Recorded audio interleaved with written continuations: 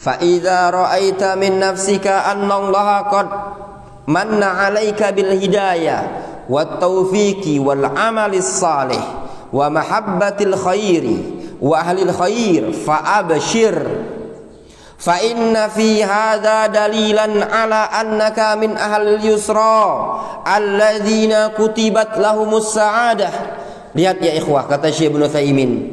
fa idza ra'aita min nafsika, apabila engkau melihat pada dirimu, annallaha azza wa jalla qad manna 'alaika bil hidayah, bahwasanya Allah Subhanahu wa taala telah menganugerahkan kepada dirimu dengan hidayah, wat taufik, diberikan taufik, wal amali saleh, dibimbing untuk mengerjakan amal saleh, wa mahabbatil khair, mencintai kebaikan, wa ahlil khair, mencintai ahlul khair, orang-orang yang suka melakukan kebaikan, fa absyir,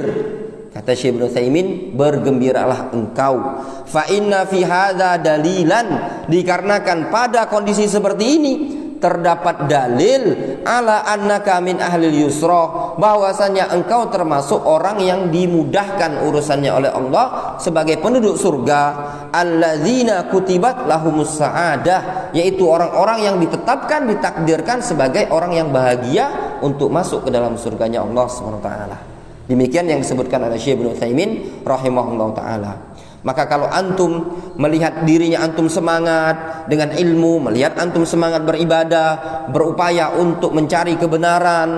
ya, mencintai sunnah Nabi alaihi salatu wasalam, mencintai para ulama, dan antum terbimbing hari-hari antum dengan ibadah dan amal soleh, ketahuilah, bisa jadi